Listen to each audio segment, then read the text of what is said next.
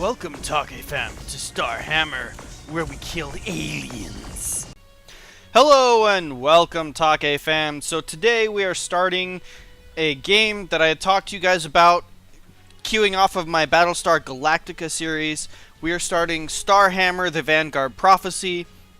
I'm about 90% positive that this is the game that was made before Battlestar Galactica. It is very similar, but it is also very different. So without further ado, let's go ahead, and we're killing our old campaign and we're starting a new one. I'm going to go ahead and do hard difficulty because I'm up for a challenge.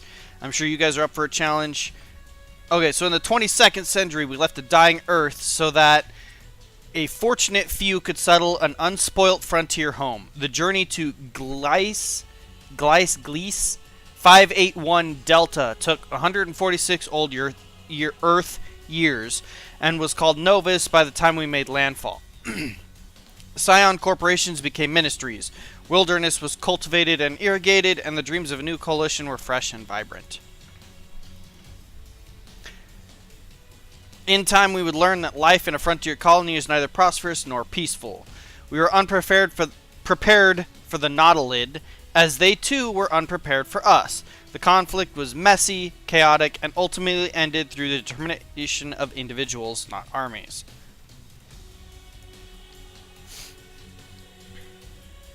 "14 years later, our leaders remain politically entangled and unable to see the threats that linger, both afar and within our own walls.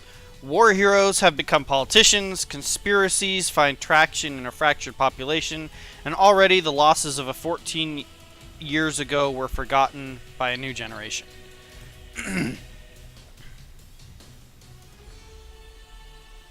So a lot of this game is not voice acted, which is okay. They have moments of voice over, I guess is the way to put it, but the game's not too bad.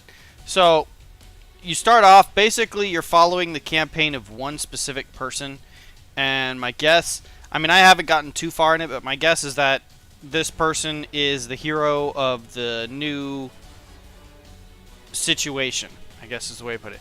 So this is my personal log of Lieutenant Valerin Dice, CAS Class 37. This recording is personal and off the record. 9 days ago, I was certain of two things. One, I was late to my rendezvous with NSG-7. This was going to be another mark on my already flagging performance report with Commander Tension.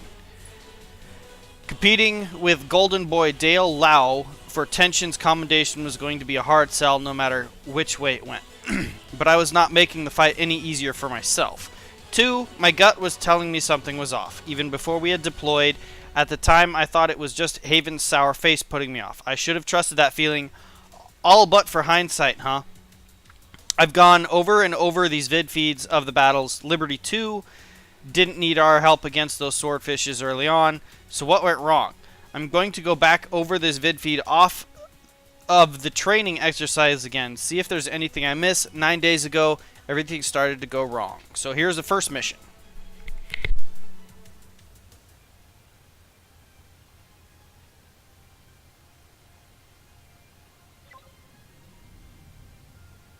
Lieutenant Dice, I'm so very glad you decided to roll out of bed to join us.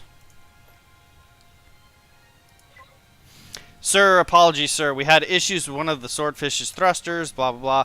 The enemy will not wait for your alarm clock, Lieutenant Captain. Lau is already out at the next hotspot practicing artillery with his crew. About that, sir. You, however, have to take our strike group within SNR range of the busted utility before you get to go play with the real toys. Lieutenant Darrybridge, make sure the captain in trading knows where to go. Operation nav points have already been pushed to Lieutenant Dice's console, sir. Hear that, Dice? My comms officer says you've already got your mission coordinates. Make it before I finish my breakfast, and maybe we can forget about your tardiness when I start on this performance report. Sir, yes, sir. End of transmission. Alright. So, the way this works, so this should look pretty familiar to you in terms of the movement, and that's because it basically is the same, you know. So, another thing that's interesting, you see these little arrows. This makes you go up and down, and you can go up or down two spaces at least for now. So, the battle stars, or the battle grid is your map that you have to you're within, and it keeps going. It's like Battlestar Galactica. You're not limited, I don't think. You might be limited by the borders, but not really. You can change your stance on your ships. For the most part, it's very, very similar. It's going to remind you a lot of Battlestar Galactica Deadlock. It is made by the same people. Like I said, I'm pretty sure it predates Battlestar Galactica Deadlock. You have all kinds of information. So this over here is a destroyer, which is a pretty decent ship. I like them. They're fun. This one is a corvette. These are swordfish classes. Okay.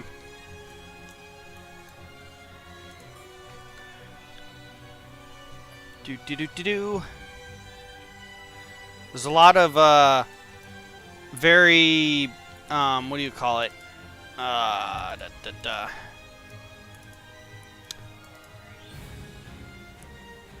Cinematic. It's orchestraic music. I mean, it's a okay. So you can change your firing mode. So that changes you between targeted, auto firing, and holding your fire. You want. For now, we're going to just keep it on auto fire for now. You can cancel your orders. There's all kinds of other things, missiles, little toys you can play with. Alright,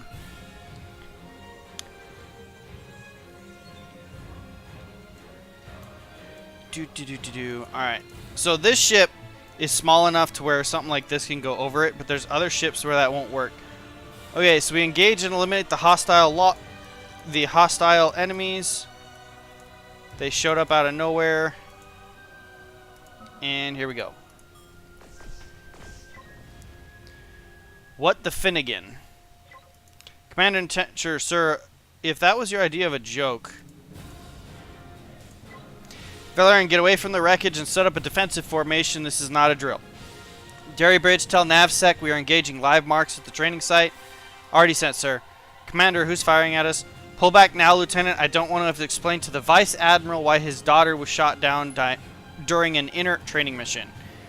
Insight, target the marks. Lieutenant, we can't engage without Commander sanction. Weapons live ensign. Will apologize about breaking sanction when we're no longer being shot at. Basically, she's not going to follow her commanding officer's orders. And as you play in the story, you learn that she's basically famous for insubordination. Okay, so this thing right here, right?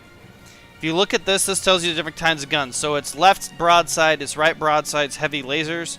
They have, it's not showing me, but it'll kind of show a little bit later. There's a way to look at it all. It's showing your movement grid right now. This laser beam from the front, as you saw it hit this one, is actually extremely powerful. So it's really good to try and keep this one's front facing the enemies. But these little guys, these swordfish, it's not going to happen. So if you notice these little lines, that shows your predicted targeting. So right now it is going to laser this one again. And we're going to keep moving. So this guy has missiles. You can do repairs. Obviously we don't have anybody who needs repairing right now. And yeah, we're going to continue.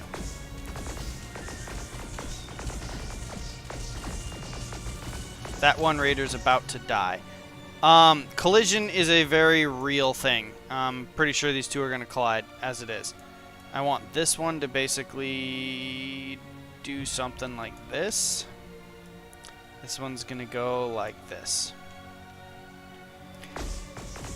Yep, there was a collision, as you can see.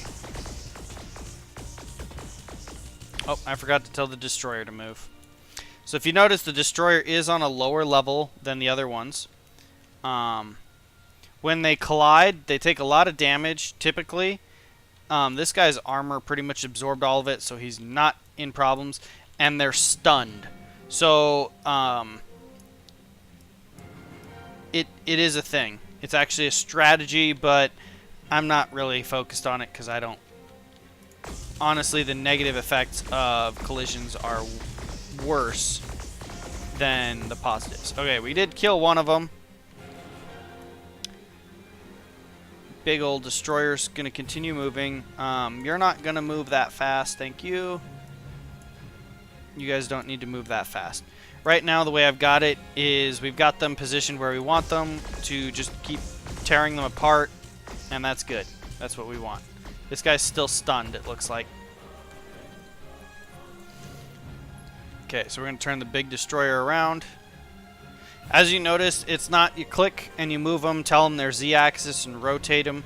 It's literally these ships don't have rotationary systems like that. So it's what it is. Alright. Yeah, like that. There we go.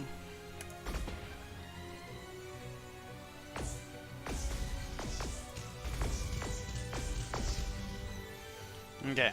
These guys need to start moving, like, a lot. And we're going to split them out like this.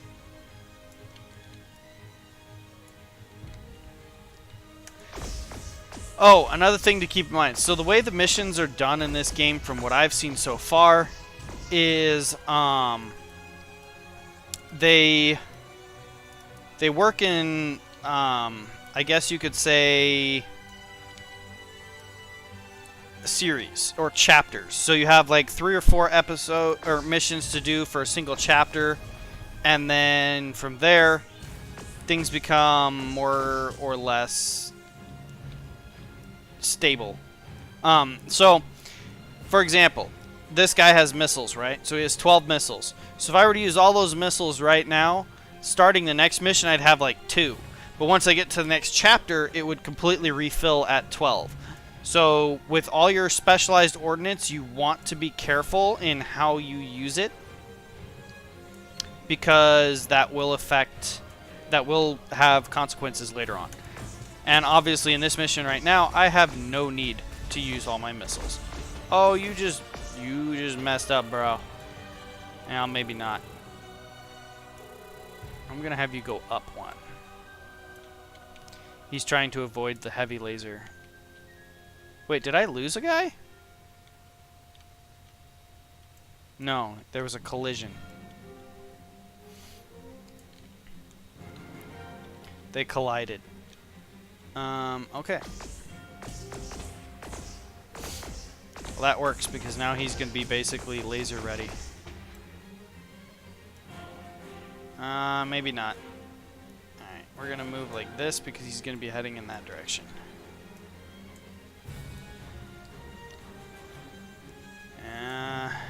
Go like that. You're gonna rotate. Alright. Alright,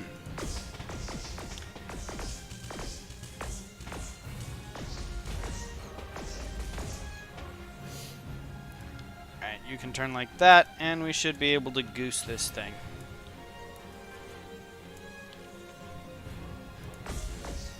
These little raiders are not like really powerful. They're mostly annoying more than anything else. For the first couple missions anyways. They do have a use later on, although right now that's basically not very visible. They're your strike craft as far as I can tell, so you don't get swarms of little minions to shoot around with this one. Or at least I haven't run into them yet, so here we go. Alright, so what happens after that is you have mission selection. So like you can see, I get to go here for my next one, which is the next journal entry. So you're actually going back in the past right now. 8 days ago, well, I'll actually read this as the start of episode 2. But that was episode 1 of Star Hammer, guys. I hope you enjoyed it. If you want to see more, let me know. I will be putting up several episodes, at least a month's worth of episodes.